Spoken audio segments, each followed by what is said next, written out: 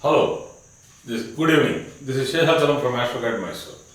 Today, let us go into one of the most, uh, searched topic on internet in astrology: whether I will have a second marriage.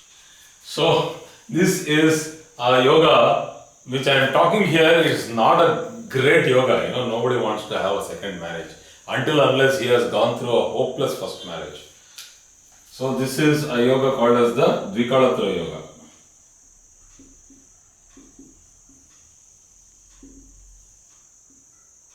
So, my spelling of marriage. This.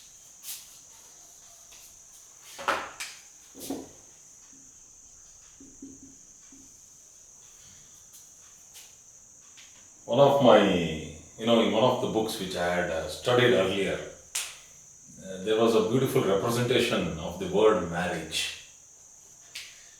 The word marriage has these letters: Mar, that another R, let me ignore it, I, H. So the meaning of this was: Mar is spoil, I, myself, Age, my youth. So getting married means I spoil my youth. I had so much of opportunities to go here, there, do this and that, but I spoiled it by doing what? Getting married. So that's what is marriage.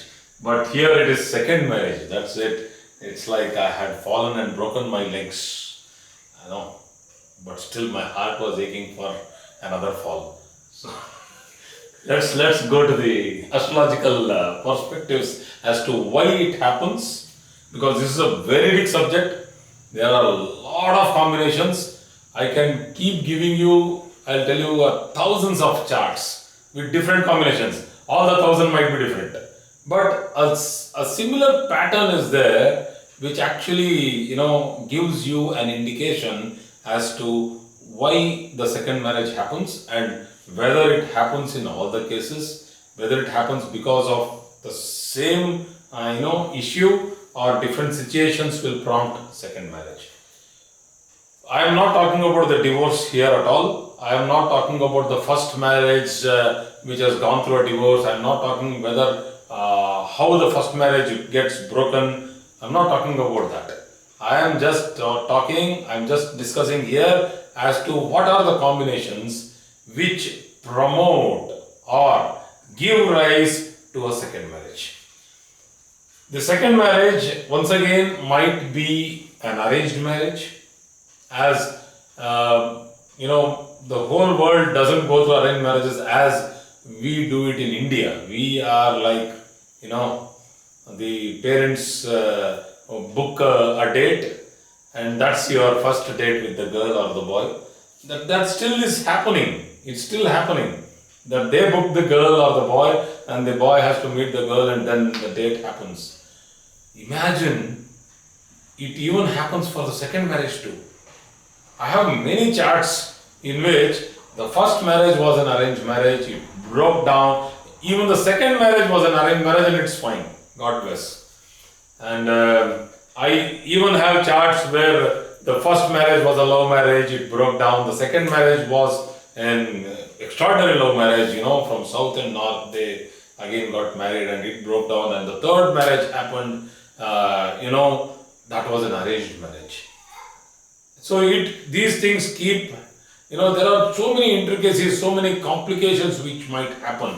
So let us now go and see a few combinations as to why it happens. So I'll give you some thumb rules. If the 7th house or the 7th lord is weak compared to, the comparison is here, compared to the 9th house or the 9th lord. This is a very important point. There should be some motivation from astrological, I am telling. It's not from the mind of the native that we ask somebody, we talk to somebody and then tell, oh, you have an intention for second marriage. This is not about the intention of the person. This is a situation which happens around him or her, which motivates that person to rethink, because there have been many marriages which have got broken, and then there has been a lean period, let's say around 6 years or 8 years of nothing. Nothing, no relationships, no love, not even attempting for a marriage. It's like they have come out of that, depression, or they have come out of that stress. They have got relieved. They have come back to their, freedom. They want to live a peaceful life. So many people are like, they will go through a lean period of around 5 to 10 years. Some people even go till 15 years of lean period. I have seen people who have gone through a divorce in 23 years of age, very young age, even no children, but they have gone through a lean period till 35, and then they are contemplating, rethinking, like whether should I marry once again or not. So I get all these clients talking to me. So the first most important planet or the house concerned is the ninth lord or the ninth house of the chart. So if I consider, I'm just taking an arbitrary thing here, just to make it easier for us to explain. So if I consider Makara, that is Capricorn, as the ascendant, I'll write as L, that is Lagna. Then the seventh lord is Moon. So if I put Moon here, so I will not put Moon here, I will debilitate Moon, that is better. I will debilitate Moon here along with another planet, the ascendant lord itself. Okay, so this particular person has gone through a divorce or a separation or even widowhood, we don't know. So we will not go into the intricacies of that. Whatever has happened. So there has been a lean period, but surprisingly what will happen if you have a strong planet here? If you have a strong planet, it's an exalted Mercury there. So it doesn't allow the native to stay a spinster or a bachelor. I just call them bachelors and spinsters even after the divorce, because they are with nobody else now. So that means a long lean period might have happened if the fast moving dasha is not there, or if this particular divorce has happened in the Rahu dasha, or it might be in the end of Jupiter dasha, then this activation will never happen at all, because there is a lot of difference between Rahu and Jupiter. What if this has happened in the period of Saturn dasha Chandrabhukti? I am very calculative when I give any examples. You can go through all my previous charts and my arbitrary examples, which I suddenly give you examples. I am a mathematician, so I do all these calculations. I just don't give anything. So Saturn dasha Chandrabhukti, the person might have gone through some mishap in the married life, in the first marriage. But there is a strong dasha coming after this. Saturn Chandra, after Saturn Moon, you have Saturn Mars, Saturn Rahu, and Saturn Jupiter, and that's it. So let us say this is around 3 years, this is around 2.5 years, about approximately, this is around 1 year, and this whole thing is around 6 years. So after the lean period of 6 years, you have a strong Mercurian period which will promote second marriage. So why should we see the second marriage from the 9th house? Is because if I take the 7th house as the first marriage, 7th house as the first marriage, then I can see that this is the third house from it. Third house from it always represents the next. Like for example, if I take the 5th house, 1, 2, 3, 4, 5 as the children, that is for Santana Sthana, this is the house for children, then on a normal basis, this is the first child. So the third from it would be the second child, the third from it would be the third child, and the third from it would be the fourth, and again the third would be the fifth. So this is how we go. First child, sibling, then sibling, then sibling. So earlier days, there was a practice which nowadays we feel is a taboo. And some parts of the world were still practicing this. I don't know why they practiced it. I don't know from where the practice came into being. But if you ask me now, I'll tell it's wrong. I'll tell it's wrong. But this practice has been, was followed earlier in many parts of India and the southern Asian provinces. But very rarely I still find instances where this practice is happening. I'll tell you what it is. When a person would lose his wife because of some consequence, maybe while giving birth to a child or because of some complicated pregnancy she dies, the family, the girl's family itself would give her sister in marriage to that person. This I have seen as, this had become a habitual commitment. Even the girl's family itself who have lost their daughter, first daughter, who themselves would come forward.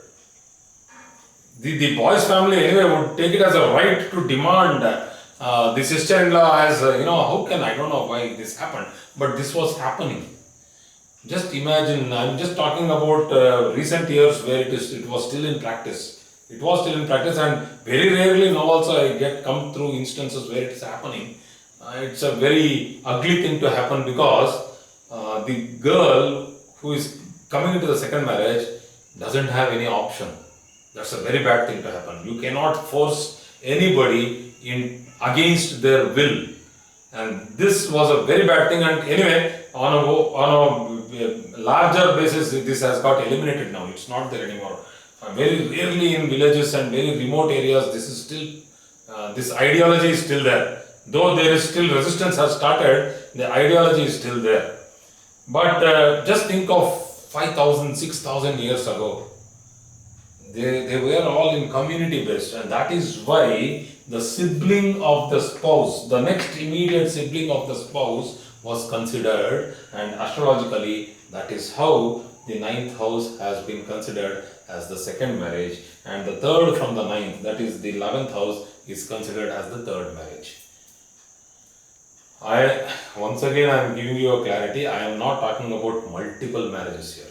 Multiple live marriages. That means simultaneous multiple marriages. I am not talking about bigamy. No, I am not talking about bigamy, what they call it. I am not talking about bigamy because I am totally against it. But I will make charts. I will show you charts of people who have been bigamous. I have clients. I have charts. I have live charts with me where people have got married traditionally, never lived life with them, but they are having another family and they are having children there, they are happy there, and by mistake the earlier, that is the traditional marriage also has a child there. I don't know how these people maintain their lives, God bless them, but this is pure adultery and bigamy, but you can't tell them on their face, because as a client I need to respect them. So it happens. So once again, coming to the combinations, whether which is the combination which actually is going to put pressure is the placement of the 9th lord. The placement of the 9th lord is of extreme importance. If the 9th lord is along with the Karaka planet, who is the Karaka planet for marriage? It is Venus, and in certain cases it is Jupiter, and in certain cases it is the 7th lord. So we should consider all these three. In certain books it has been referred that for a female horoscopy, Jupiter has to be considered as a spouse. You cannot simply keep considering blindly only Venus. No. So in male horoscopy, when you see male charts, purely Shukra, that is Venus, has to be considered as a spouse. And whether a person will get attracted and fall in love and then get married, then the combination is that the 9th lord should be in combination with the 5th house and the 2nd house. That is, if there is a combination between, let's say in this example, in this example, Saturn is the second lord, good, and the fifth lord, 1, 2, 3, 4, 5, even, luckily it is Venus, and if Venus is here along with Mercury, which I had given the example, now this combination is fully successfully showing me that there is going to be a second marriage after love. Right? Fifth house is romance, and this romantic relationship with the ninth lord, that is the second marriage, is very clearly seen here in this particular chart. So let us go and I'll put another chart so that it will be, I should not stick on to only one ascendant. Actually, if I start going in detail, each ascendant would take at least a week for me to finish this one topic. But I don't know whether, if time provides, I'll keep on doing. Anyway, I'm not going to, tell the time I have finished until I finish the whole thing. So let me take another ascendant. I have taken Aries ascendant, very famous ascendant for, romance, romantic relationships, because the seventh lord itself is Venus here. But if this Venus is debilitated, let us say along with Rahu,